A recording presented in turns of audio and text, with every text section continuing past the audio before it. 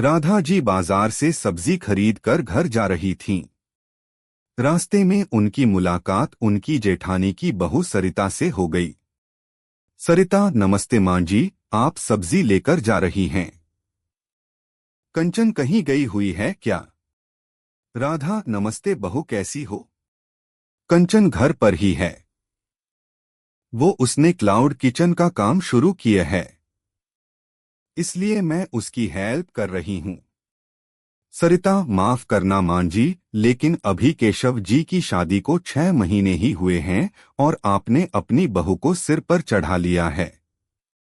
वह सारा काम आपसे करवाती है। राधा, नहीं बहू, ऐसी बात नहीं है। हम दोनों मिल बांट कर काम कर लेते हैं।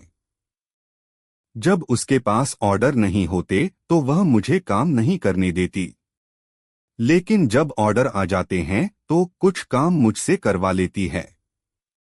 सरिता, अब मैं क्या बोलूं मां जी, जैसी आपकी मर्जी। अच्छा, अब मैं चलती हूँ। घर आकर राधा जी देखती हैं कि कंचन किसी से फोन पर बात कर रही थी। वह बात खत्म करके राधा जी के पास आई। कंचन, मम्मी जी आप आ गईं। काफी थक गई होंगी। बताइए क्या लेंगी? कुछ ठंडा ले आऊं या चाय बना दूं? माफ करना, मैं आपसे काम नहीं करवाना चाहती, लेकिन कभी कभी इतने ऑर्डर आ जाते हैं कि अकेले संभालना मुश्किल हो जाता है। राधा, मैं सब समझती हूँ। वैसे भी सब्जी खरीदना, मार्केट जाना, घर आ सामान लाना, ये सब काम तो मैं बहुत सालों से कर रही हूँ। परेशानी कैसी, तू बस अपने काम पर फोकस कर। जा एक कप चाय बना ला। दूसरी ओर सरिता अपने घर पहुंचती है और अपनी सास उर्मिला को सारी बात बताती है। उर्मिला जी, मैं तो पहले ही जानती थी, मैंने तो शादी में ही कह दिया था कि बहू के लक्षण सही नहीं हैं। देखा नहीं था स्टेज पर कैसे अपने दूल्हे से हंस हंस कर बात कर रही थी। मेरी देवरानी सीधी है तो उसे नौकरानी बनाकर रख दिया है। खैर, हमें क्या वो जाने अपने घर की, लेकिन तू ये मत समझियो कि मैं तुझे भी इतनी छूट दे दूंगी।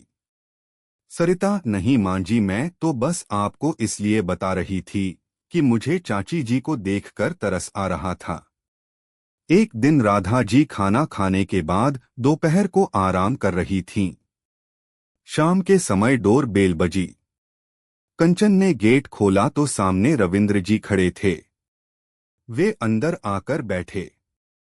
तभी राधा जी बाहर आईं और बोली, आज आप बहुत जल्दी आ गए। कंचन, अपने ससुर जी के लिए चाय बना ला। रविंद्र जी, रहने दो, चाय नहीं चाहिए। आज भाई साहब से मिलने गया था, उनकी तबीयत थोड़ी खराब थी, केशव ने बताया था। राधा जी, क्या हो गया? जेठ जी को मुझे भी ले चलते साथ में। रविंद्र जी, नहीं, ऐसा कुछ खास नहीं था, बस थोड़ा सा बीपी बढ़ गया था।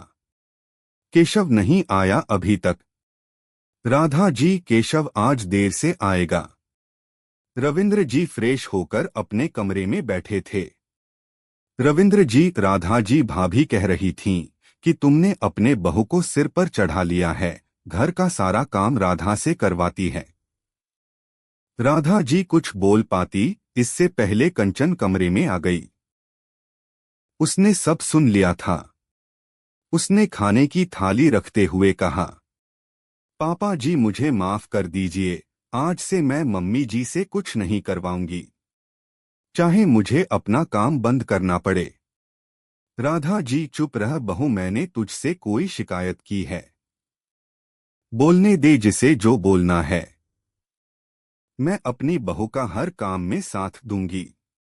तू काम बंद नहीं करेगी, नहीं तो मैं गुस्सा हो जाऊंगी। कंचन की आंखों से आंसू बह रहे थे।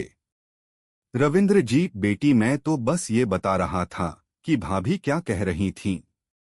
तुम चिंता मत करो, हमें तुम्हारे काम से कोई परेशानी नहीं है।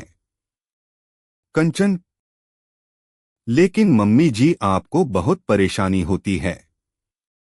सारा दिन कुछ न कुछ काम लगा रहता है। राधा जी, बहू, मैंने तुझे हमेशा अपनी बेटी माना है। तेरे लिए मैं कुछ भी कर सकती हूँ। हमारा रिश्ता सास बहू का नहीं, माँ बेटी का है। चिंता मत कर, जिसे जो बोलना है बोलने दे। इसी तरह समय बीत रहा था। एक दिन राधा जी सुबह उठकर ड्राइंग रूम में आईं तो देखा कंचन किचन में नहीं है। राधा जी उसके बेडरूम के पास पहुंची और आवाज दी, केशव, कंचन को जगा दे। आज के ऑर्डर के लिए क्या सामान लाना है, उसकी लिस्ट बना दे। केशव, मम्मी, वो कंचन को तेज बुखार है।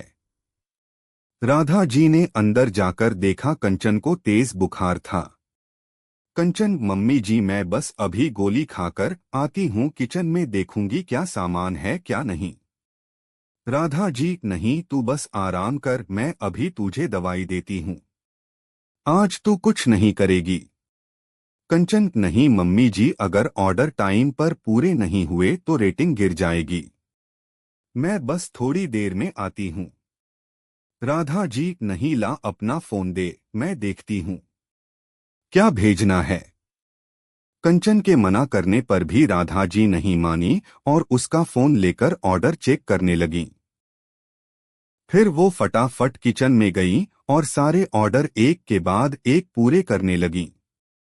शाम तक सारा काम निबट गया।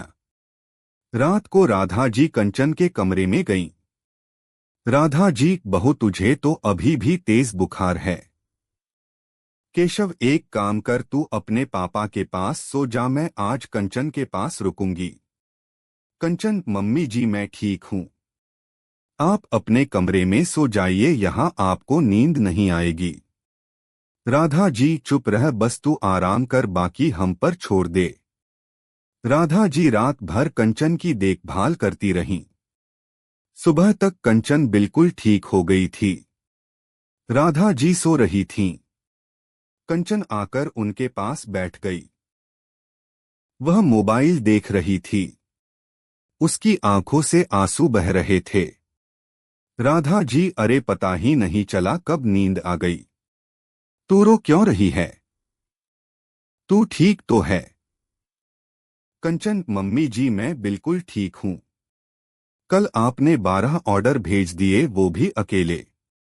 राधा जी, क्या हुआ, कहीं कुछ गलत तो नहीं चला गया? किसी ने कंप्लेंट तो नहीं की न? बता, न रो क्यों रही है?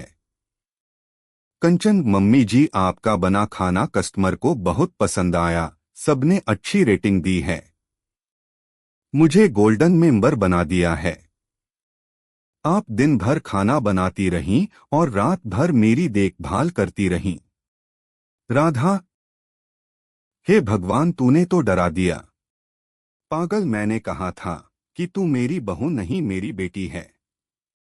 क्या एक माँ अपनी बेटी के लिए इतना भी नहीं कर सकती? कंचन अपनी सास से लिपट गई।